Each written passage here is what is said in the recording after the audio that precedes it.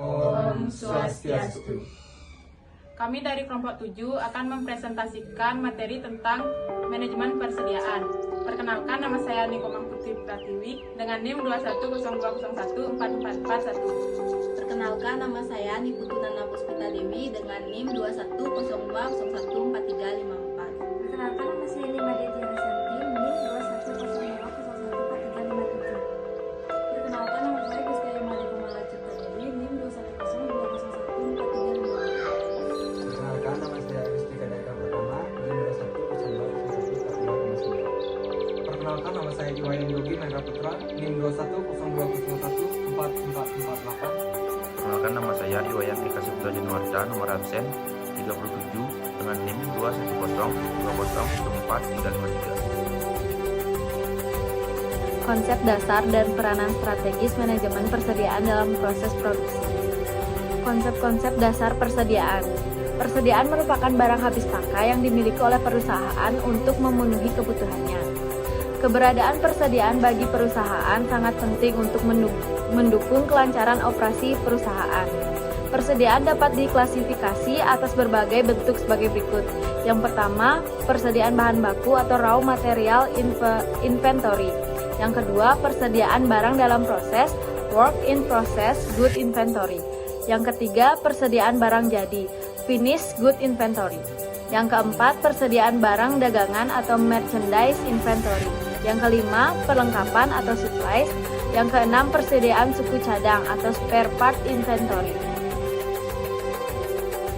Metode manajemen persediaan dibagi menjadi 4, yaitu 1. Economic Order Quantity merupakan salah satu metode manajemen persediaan. EOQ adalah jumlah pemesanan paling ekonomis, maksudnya jumlah pembelian barang yang dilakukan oleh perusahaan adalah sesuai dengan pesanan yang diterima.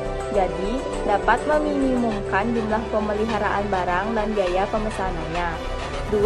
Periodic Review. Pada metode ini, yang dilakukan adalah memesan barang persediaan dengan jangka waktu atau interval yang sama.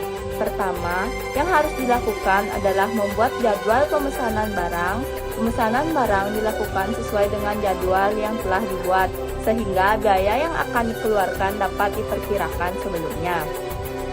Ketiga, Material Requirement Planning.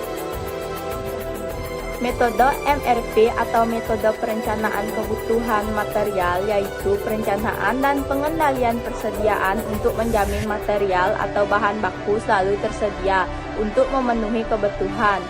Metode MRP bertujuan untuk menjaga persediaan dalam jumlah yang sedikit. Karena jumlah persediaan sedikit, maka biaya persediaan juga menjadi kecil. Perencanaan yang dimaksud pada metode ini meliputi rencana penjadwalan pembelian, jadwal produksi, dan pengiriman material. 4.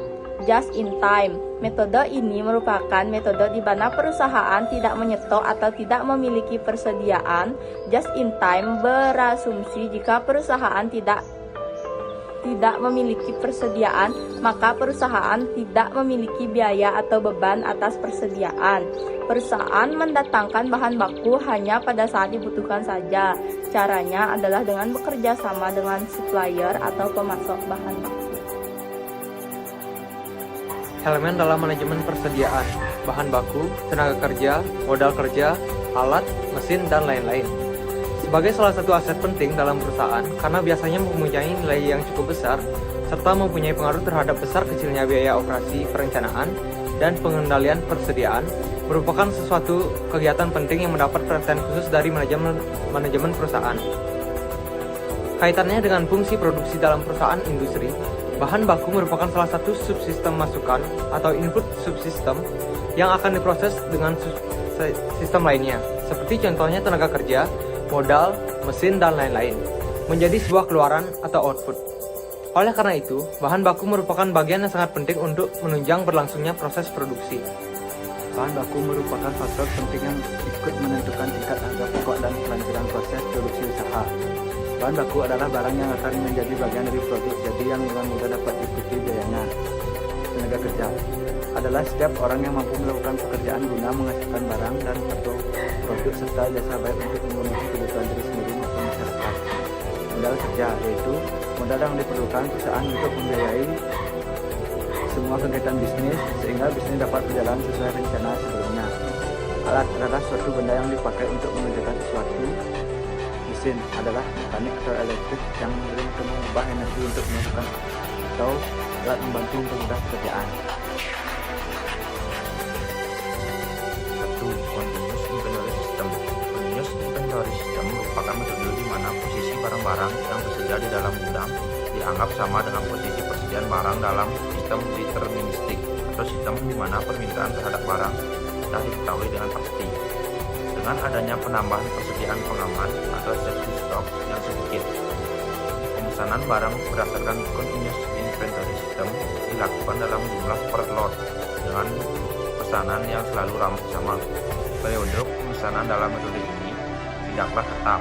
Metode ini memerlukan administrasi yang banyak karena harus selalu memantau persediaan yang ada agar tidak menjadi keterlambatan dalam pemesanan barang. Adapun hal-hal yang harus diperhatikan dalam menggunakan Continuous Inventory System adalah: yang pertama, ada biaya penyimpanan per unit barang. Yang kedua, ada biaya pemesanan ulang barang yang dilakukan perusahaan. Yang ketiga, ada permintaan bahan baku yang bervariasi. Yang keempat, ada pembelian yang terjadi tidak akan mendapatkan potongan harga. Yang kelima, bahan atau barang yang datangnya tidak sekaligus akan mendapatkan biaya tambahan. Yang keenam, setiap jenis barang yang diperoleh berasal dari proses penjualan yang berlainan. Periodic Inventory System adalah metode di mana pencatatan atas pembelian dan penjualan dibedakan satu sama lain. Pencatatan atas pembelian akan dicatat dengan mendebit akun pembelian dan kredit akun kas atau utang. Lalu untuk mencatat atas penjualan akan dicatat dengan mendebit akun kas atau piutang dan mengkredit akun penjualan. Pada metode ini, penyesuaian pada akhir periode dilakukan dengan cara menutup persediaan barang awal lalu mencatat persediaan barang akhir yang telah dilakukan perhitungan fisik sebelumnya. Untuk menentukan saldo akhir, pada metode ini dapat dilakukan dengan cara menghitung nilai fisik persediaan atau stok opname yang dikalikan dengan harga pokok penjualan pada satuan barang. Harga pokok penjualan atau HPP diperoleh dari data persediaan barang awal dan persediaan barang akhir. Klasifikasi ABC adalah sistem peringkat untuk mengidentifikasi dan mengelompokkan item dalam seberapa berguna mereka untuk mencapai tujuan bisnis. Sistem ini membutuhkan pengelompokan hal-hal menjadi 3 kategori, yaitu A. Sangat penting, B. Cukup penting, C. Relatif tidak. Klasifikasi ABC terkait erat dengan aturan 80/20. Matriks bisnis yang mengusulkan 80% hasil ditentukan oleh 20% input. Tujuan klarifikasi ABC adalah untuk menyediakan cara bagi bisnis untuk mengidentifikasi 20% yang berharga itu sehingga segmen dapat dikontrol paling dekat. Setelah A, B, dan C telah diidentifikasi, setiap kategori dapat ditangani dengan cara yang berbeda. Dengan lebih banyak diperhatikan, dicurahkan pada kategori A, lebih sedikit pada B, dan bahkan lebih sedikit pada C. Klasifikasi ABC paling sering dikaitkan dengan pengendalian persediaan, tetapi sistem ini juga dapat digunakan untuk mengurutkan hal-hal seperti pelanggan mana yang paling penting, segmen bisnis mana yang paling banyak menimbulkan risiko keuangan, karyawan mana yang paling berharga, atau bagian proses mana yang paling berharga, kemungkinan akan menyebabkan kemacetan. EOQ determinisi. EOQ determinisi adalah suatu model EOQ di mana parameter sistem pengawasan sedia dianggap selalu sama atau tidak berubah. Asumsi-asumsi yang digunakan untuk EOQ determinisi adalah: 1. Selama periode yang bersangkutan, tingkat harga barang konstan. 2. Setiap saat akan diadakan pembelian selalu ada dana. 3. Pemakaian bahan relatif stabil dari waktu ke waktu selama periode yang bersangkutan. 4. Bahan yang bersangkutan selalu tersedia di pasar setiap saat akan dibeli. 5. Fasilitas penyimpanan selalu tersedia berapa kalipun pembelian akan diadakan. Dan yang terakhir, tidak ada kehendak manajemen dalam berspekulasi. EOQ probabilistik. EOQ probabilistik adalah suatu model EOQ di mana parameter-parameter dari sistem pengawasan persediaan tidak dapat diketahui dengan pasti. Menurut Siswanto 1985.2.202, suatu model dikatakan probabilistik apabila suatu demand atau lead time atau bahkan keduanya tidak dapat diketahui dengan pasti, di mana perilakunya harus diuraikan dengan distribusi probabilitas. Dalam model probabilistik, yang menjadi hal pokok adalah analisis perilaku persediaan selama lead time, karena pada kondisi ini lead time dan demand sifat probabilistik, maka akan ada 3 kemungkinan yang dapat terjadi. Yang pertama, demand atau tingkat pemakaian tidak tepat, namun lead time atau periode datangnya pesan tetap. Lead time tidak tepat namun demand tetap. Demand dan lead time tidak tetap.